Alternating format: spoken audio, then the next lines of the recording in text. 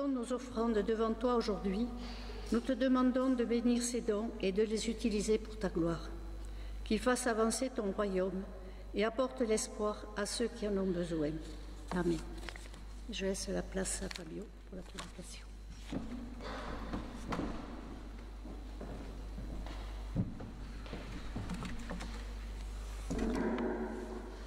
Bonjour à tous. C'est un plaisir de vous retrouver après quelques jours de vacances. Avant de commencer notre prédication, je voulais appeler les enfants. On va prier pour eux parce qu'ils vont sortir pour un moment adapté.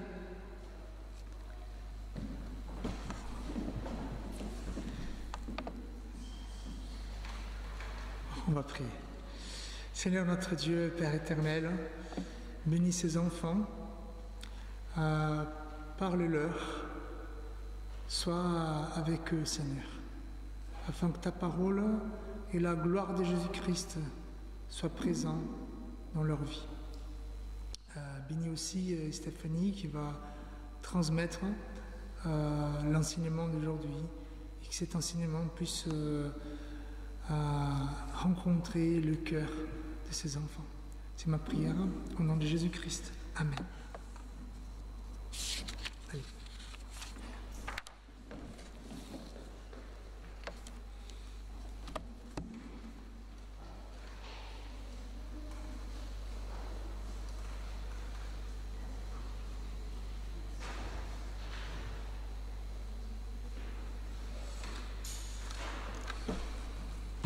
Nous allons lire un texte biblique qui se trouve en Romains chapitre 5, du verset 12 au verset 19. Vous allez remarquer que c'est un texte assez difficile. C'est comme si on lisait un texte juridique.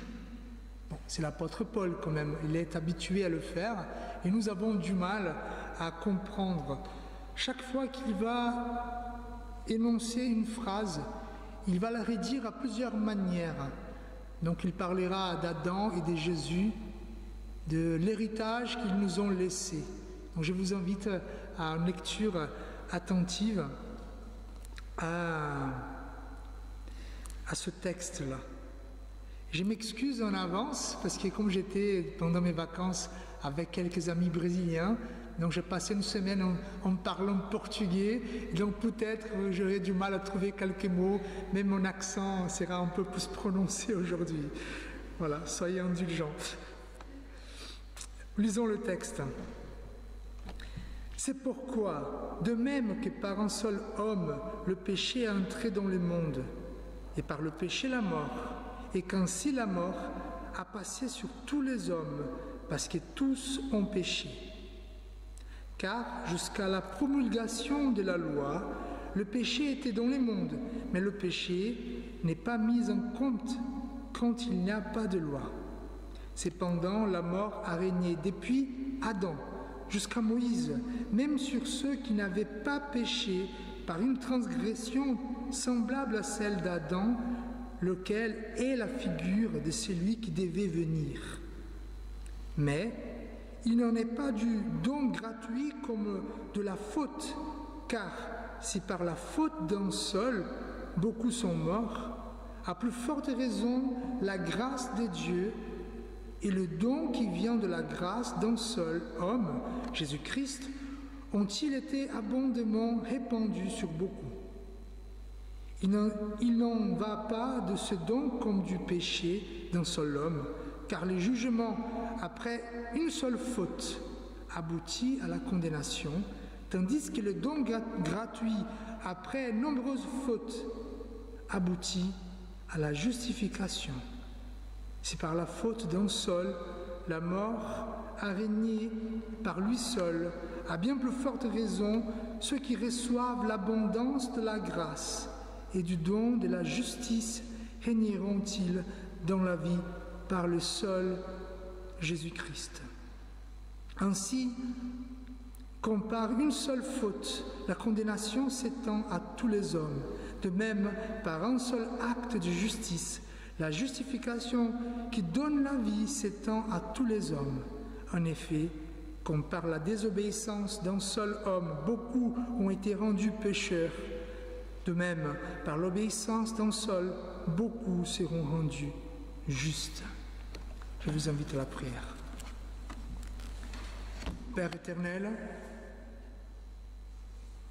que notre texte d'aujourd'hui nous serve à comprendre mieux notre existence et notre vie.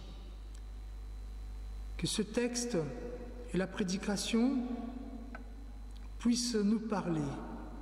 Je te prie en tant que prédicateur, afin que tu puisses m'utiliser comme l'instrument et que je puisse parler seulement ce que tu veux et que mes frères et sœurs puissent retenir ce que ton esprit veut pour eux. Bénis-nous, Seigneur, en tant qu'Église. Au nom de Jésus-Christ, nous te prions. Amen.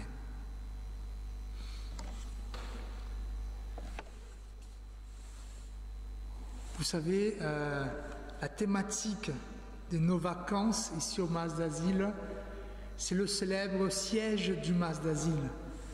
Nous célébrons cette date parce que la liberté a vaincu. Et c'est vrai qu'on regarde tout ce qui s'est passé pendant ce temps, on voit quand même les gens qui s'est battaient. S'est battaient parce que ils croyaient que Dieu était la vérité. Et on peut regarder du côté protestant ou du côté catholique, peu importe. Les gens croyaient que Dieu était avec eux et qu'il fallait bâtir, il fallait se battre. Et on se pose la question, qu'est-ce qu'est la vie chrétienne? Qu'est-ce que c'est la vie chrétienne en fait? Pourquoi cette vie a pulsionné beaucoup de gens à faire des choses? Peut-être aujourd'hui vous n'êtes pas satisfait par rapport à tout ce que le monde il vit. Peut-être que vous pensez que l'Occident il n'est pas un lieu bon à vivre, mais sachez-vous que l'Occident a été créé grâce à des chrétiens qui ont compris une mission. Et là, je vous pose une question. Pourquoi le passé du christianisme est connu par la souffrance et par la joie, tandis qu'en nos jours, le christianisme est connu par la tranquillité de fidèles, la commodité et par l'ennui et le mécontentement? Quand on regarde les histoires du passé, on voit que la vie n'était pas simple, mais il y avait des chrétiens. Les églises étaient remplies. Ils étaient là pour se battre. Aujourd'hui, il n'y a plus de guerre des religions, il n'y a plus de dragonnade, il n'y a plus de guerre. Où sont les chrétiens aujourd'hui dans cette liberté? Pourquoi le passé du christianisme est connu par la persécution et l'enthousiasme, tandis que nos jours, il est connu par la liberté et par l'indifférence? Vous savez, les protestants, à l'époque des guerres des religions, ils étaient connus pour être l'enclume. Vous connaissez l'enclume. Il avait une expression qui disait comme ça: plus à me frapper on s'amuse, tant plus de marteaux on y use. Voilà, c'est un peu le slogan des protestants. Oui, on est frappé, mais c'est pas grave. J'y crois, j'y crois. Et nous avons perdu quelque chose pendant le chemin, n'est-ce pas? Voyons la taille du temple qui a été bâti. Ce temple-là n'a pas été bâti pour une trentaine de personnes, n'est-ce pas? S'il était bâti grand comme ça, c'est parce qu'il y avait du monde. Qu'est-ce que nous avons perdu dans le chemin? Est-ce que le christianisme n'est plus pertinent dans nos jours? Quel est le secret pour avoir une vie chrétienne abondante et fructueuse? Donc aujourd'hui, nous allons voir comment vivre la nouvelle vie qui a été donnée par Dieu. Oui, vous avez une nouvelle vie. C'est ça que dit la Bible, c'est ça qui dit, voilà la Bible. Et quand nous, en tant que protestants, quand on dit c'est la Bible qui dit, c'est parce qu'on s'est battu pour dire la Bible contient la vérité. Et quand je dis la Bible dit ça, c'est parce que ça vient de Dieu, cette nouvelle vie. Oui, nous avons une nouvelle vie, nous sommes une nouvelle créature. Nous sommes nés de nouveau. C'est ça que dit l'histoire Jésus avec Nicodème. Nous avons notre vie naturelle et par le souffle du Saint-Esprit, par la foi en Jésus-Christ, l'habitation du Saint-Esprit dans notre vie, nous avons une nouvelle vie. Et cette nouvelle vie doit prendre le dessus de la vie naturelle pour nous inviter à vivre une vie joyeuse. Pour comprendre mieux, nous devons savoir ce que la Bible parle de cette nouvelle vie. Je pouvais bien vous parler, vous êtes nés de nouveau, comme dit les chants, on peut repartir à zéro. Mais le texte que nous venons de lire, ce texte qui est difficile, je vous avoue, je vous invite à le relire, où Paul va parler de cette justification. Il va parler d'une représentativité. Il va parler d'Adam qui était le premier homme, c'est lui qui est l'exemple, le 0,1 de l'humanité et qui a péché.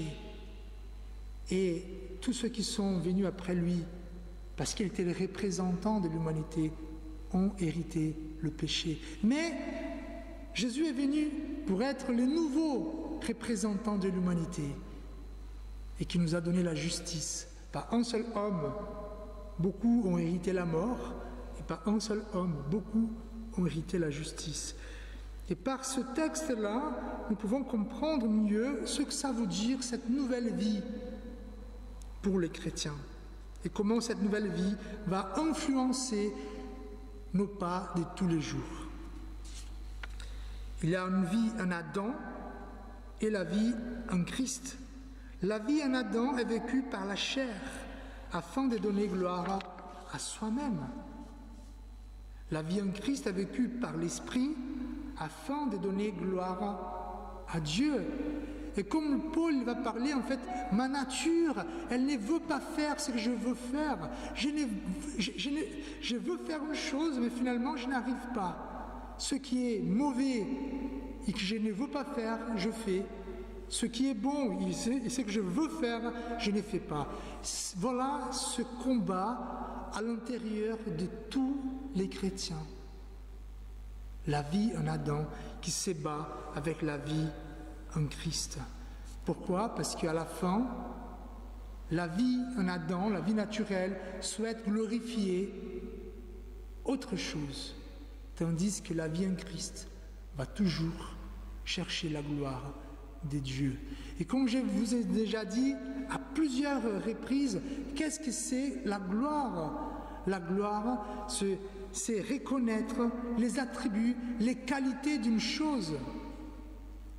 L'exemple que j'utilise toujours, c'est le plus simple pour moi, reconnaître la gloire d'une voiture Ferrari, c'est quoi? C'est reconnaître la couleur, la qualité du moteur. Enfin, il y a plusieurs qualités. Reconnaître la gloire de l'Ariège, c'est quoi? Les Pyrénées, le Montgetade, les champs, je ne sais pas, vous connaissez mieux l'Ariège que moi. Et donc, donner gloire à Dieu, c'est reconnaître ce qui est de bon en lui. Mais quand on ne vit pas pour Jésus, on va essayer de trouver ce qui est de bon en nous, nos propres qualités. Alors, pour exprimer mieux, ce que je vous fais aujourd'hui, c'est presque un catéchisme. Je vous avoue, c'est important, même pour moi en tant que pasteur, de souvenir de ce qui est important. Pourquoi la vie en Adam? C'est une vie naturelle et charnelle. Je vous raconte cette petite histoire. Dieu a créé toutes choses. Ça commence comme ça, la Bible. Dieu a créé l'homme et femme pour louer et glorifier son nom. Voilà le but de l'homme, glorifier Dieu. Dieu les crée pour qu'il glorifie Dieu. Alors ici, vous êtes vraiment dans la liberté de choisir si vous allez penser dans une évolution théiste, que les choses ont évolué, ou si vous voulez croire que Dieu a créé l'homme vraiment du rien, du sable, de la boue. Mais dans les deux cas, sachez que dans une perspective biblique, l'homme a été créé pour vivre pour Dieu, pour glorifier Dieu.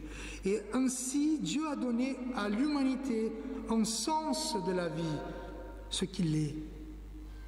Je suis créé par Dieu, j'ai une origine en Dieu.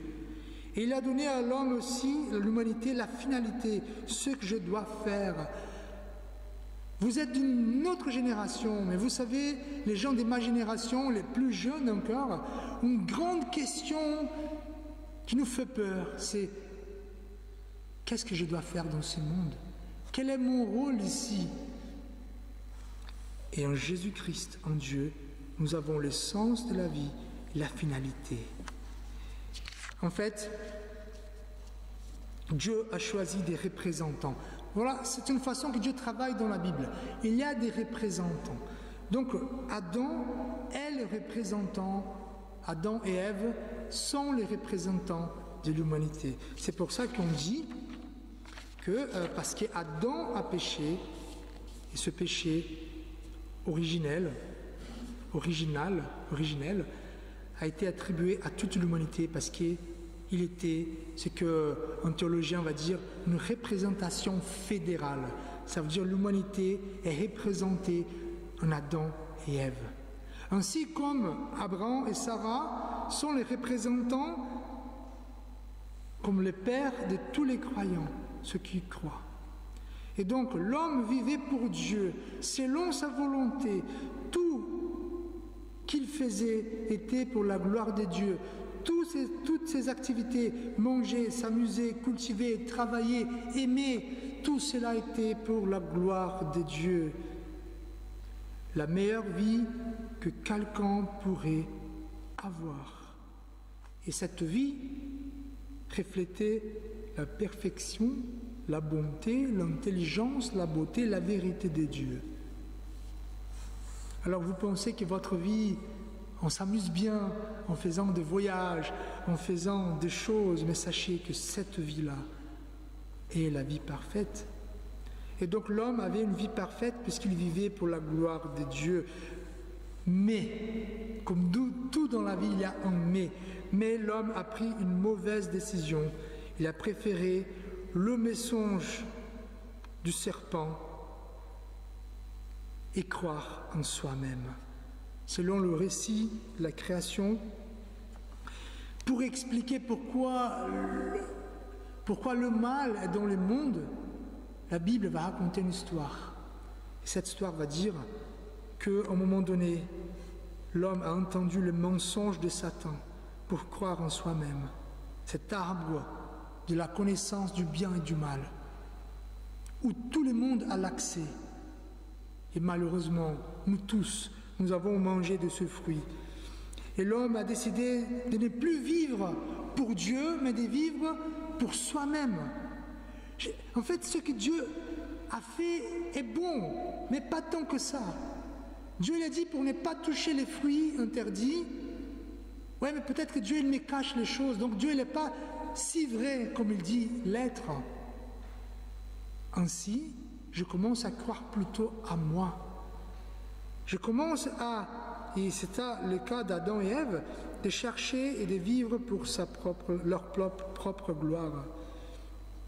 Désormais, l'homme a cherché son propre sens et sa propre finalité. On laisse tomber Dieu. C'est à moi maintenant de décider le sens de ma vie. C'est à moi de décider la finalité de ma vie. L'homme a rejeté les repères donnés par Dieu pour bâtir ses propres repères. Et vous savez comment on peut nommer cette démarche? L'humanisme. Voilà. Maintenant, c'est à moi, l'homme, le pouvoir de décider quand je fais ci et quand je fais ça. Cette distance. La conséquence, C'est la disgrâce dans le sens théologique. Pourquoi? Parce que la grâce n'est plus là. Et dans le sens populaire, parce que la vie va de pire en pire. La condamnation, parce que, comme dit le texte, on était touché le péché. Le péché a amené la mort. La condamnation, une vie loin de Dieu. Voici une partie de l'histoire. Mais il y a la continuation par la grâce de Dieu. Il y a la vie en Jésus-Christ. Et c'est ça que Paul essaye de nous dire. Tout n'est pas perdu. Il y a une possibilité d'avoir une vie abondante, une vie rayonnante. Cette vie, la seule possibilité est la vie en Jésus-Christ. Malgré tout, qu'on peut voir, Jésus a fait le même chemin qu'Adam. Jésus a été mis en épreuve dans le désert. Satan est venu aussi pour lui parler, ainsi comme Satan est venu pour parler à Adam. Mais la différence, c'est que Jésus n'a pas touché ce qui a été interdit. Jésus-Christ nous a donné accès à Dieu. C'est ça qui dit Romains chapitre 5. Étant donc justifiés par la foi, nous avons la paix avec Dieu par notre Seigneur Jésus-Christ, à qui nous devons d'avoir eu par la foi accès à cette grâce, dans laquelle nous demeurons fermes, et nous nous glorifions dans l'espérance de la gloire de Dieu. Donc Jésus est cet homme parfait qui a obéi et a vécu toute sa vie pour la gloire de Dieu. Et ainsi, il nous a ouvert un chemin pour vivre sa vie, par sa mort. Pourquoi par sa mort? Parce que Jésus a été crucifié, il a été condamné, il a touché la mort. Mais si la mort vient pour ceux qui ont péché, pourquoi la mort est venue sur Jésus-Christ? Parce que, comme dit la parole de Dieu, Jésus a porté les péchés de ceux qui croient en lui. Donc sur la croix, la mort qui, moi, je méritais, est tombée sur Jésus-Christ. Ainsi, il nous a donné sa vie et a repris notre vie. Et maintenant, nous avons cette vie, nouvelle vie en Jésus-Christ. Comme dit Jean, Jésus dit, Jean qui raconte l'histoire, et Jésus il répond à Nicodème, en vérité, je te le dis, si un homme non né d'eau et d'esprit, il ne peut entrer dans le royaume des dieux. Ce qui est né de la chair est chair, et ce qui est né de l'esprit est esprit. Donc ainsi, nous avons cette nouvelle vie, une nouvelle vie qui doit être vécue comme Jésus-Christ l'a vécu. En Romains chapitre 6, verset 5 nous dit, en effet, si nous sommes devenus une même plante avec lui, par la conformité à sa mort, nous le serons aussi par la conformité à sa résurrection, sachant que notre vieil homme a été crucifié avec lui, afin que le corps du péché fût détruit, pour que nous ne soyons plus esclaves du péché, car celui qui est mort est libre du péché. Or, si nous sommes morts avec Christ, nous croyons que nous vivrons aussi avec lui, sachant que Christ est ressuscité des morts, ne meurt plus. La mort n'a plus de pouvoir sur lui. Frères et sœurs, normalement, ma vie naturelle a été crucifiée avec Jésus. Et à partir de là, j'ai une nouvelle vie. Et là, on peut se poser la question, en regardant un peu l'histoire de Jésus, est-il difficile de vivre comme Jésus-Christ? Évidemment, évidemment. Par contre, cela ne devait pas être le cas. Pourquoi? Parce que l'existence, le monde, trouve son sens en Jésus-Christ. Je vais vous lire un texte. Oui, j'ai lu beaucoup là à ce moment, mais je pense que c'est intéressant. Colossiens chapitre 1, verset 12. Ce texte-là nous parle que tout a été créé par Jésus et pour Jésus. Rendez grâce au Père qui vous a rendu capable d'avoir d'avoir part à l'héritage des saints dans la lumière, qui nous a délivrés de la puissance des ténèbres et nous a transportés dans le royaume de son amour, en qui nous avons la rédemption, la rémission des péchés. Il est l'image de Dieu invisible, le premier-né de toute création, car en lui ont été créées toutes les choses qui sont dans les cieux et sur la terre, les visibles et les invisibles, les trônes, dignités, domination, autorité. Tout a été créé par lui et pour lui. Ce monde-là, où vous vivez, où vous faites votre vie, a été créé pour Jésus et par Jésus. Donc, c'est un monde qui est adapté à la vie de Jésus-Christ. Le monde a été fait par et pour Christ. Nous sommes dans un monde qui a été créé par et pour Jésus. Donc nous devons vivre comme Christ. Si vous trouvez que vous n'êtes pas adapté à cette réalité, que vous ne comprenez pas trop les choses, essayez de vivre comme Jésus vivait. Je vais vous donner un exemple très simple. Moi, comme vous le savez, je suis brésilien. Et malgré quelques ressemblances qu'on peut avoir, il y a beaucoup de choses différentes. Déjà la langue, on parle portugais. La monnaie n'est pas la même. Les horaires, on est aujourd'hui à 5 heures de décalage. Je ne peux pas appeler mes parents à 10 heures du matin, ça sera trop tôt. Imaginons que je viens en France. Je décide d'habiter, de vivre ici comme un Brésilien. Déjà, je ne vais pas parler français, je vais parler portugais. Est-ce que je vais arriver à me communiquer? Difficilement. Mais soi-disant que moi, tous mes rendez-vous soient faits aux horaires brésiliens. Ah, je pense que je serai en retard ou en avance à plusieurs rendez-vous. Mais le pire, si je prends les monnaies, l'argent brésilien pour payer les choses en France, ça ne marchera pas. Ça veut dire que je ne serai pas adapté à la France. Frères et sœurs, l'analogie est simple. Jésus, c'est la personne la plus adaptée à ce monde. Pendant que nous essayons de vivre notre vie naturelle par nous-mêmes, nous serons à toujours inadaptés à ce monde. C'est pour ça que si nous vivons comme Christ, nous serons adaptés à ce monde. Alors, je veux conclure avec quand même comment vivre une bonne vie chrétienne. Aujourd'hui, notre vie, elle est simple, n'est-ce pas? On apprend ça quand on est un enfant. Naître, grandir, étudier, se marier, se reproduire, travailler, prendre la retraite, mourir, si possible, dans le sommeil. C'est ça que je souhaite pour moi, au moins. Alors, peut-être que la vie nous semble très simple comme ça. Mais s'il n'a pas une conscience d'une vie qui cherche le plaisir et la gloire de Dieu, nous allons chercher le plaisir à notre chose. Et nous pouvons passer toute notre existence loin de la volonté de Dieu, sans rendre gloire à Dieu, et nous allons rater notre existence.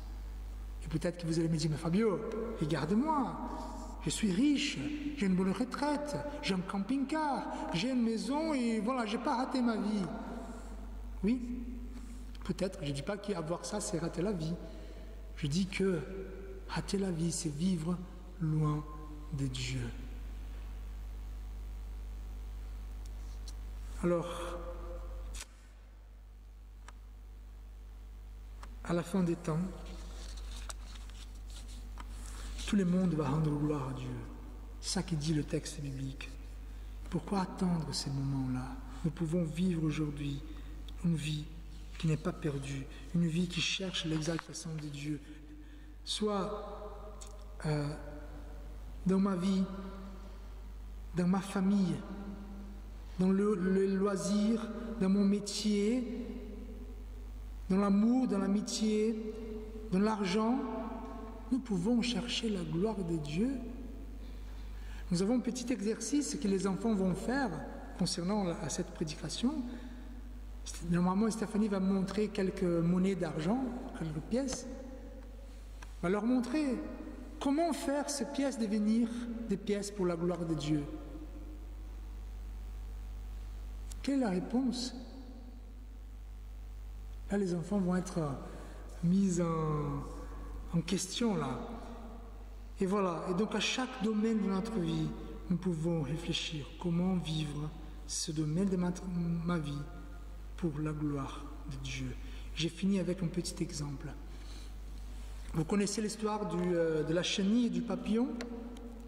Voilà. La chenille, voilà, moche, patati patata, mais elle devient un joli papillon. Frères et sœurs, tous ceux qui ont cru en Jésus, ils sont des jolis papillons. Mais beaucoup des chrétiens vivent encore comme une chenille. Vous voyez la différence? Pourquoi vivre comme une chenille si vous avez des ailes, vous avez de la couleur? Et tout cela se trouve en Jésus-Christ. Amen. Je vous invite à la prière. Père éternel, merci parce que Jésus-Christ nous a donné l'occasion de revivre, mais non pas la même vie, une vie fleurie, coloriée, une vie belle. Merci Seigneur. Cette vie se trouve en ton Fils. Une vie qui cherche à faire ta volonté, Père, à t'écouter. Une vie qui a faim et soif de suivre ton chemin. Aide-nous, Seigneur, à saisir cette vie par la foi et par la puissance de ton Saint-Esprit. Aide-nous, Seigneur, à goûter et à aimer cette nouvelle vie que tu nous as donnée gratuitement en Jésus-Christ. Amen. Section, l'exhortation.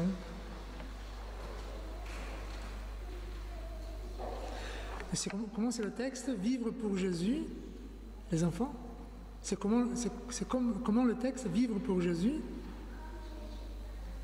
D'accord.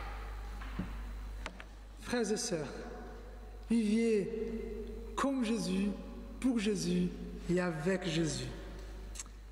Que l'amour de Dieu notre Père, la consolation du Saint-Esprit et la grâce de Jésus-Christ soient avec nous tous, aujourd'hui et à jamais. Amen.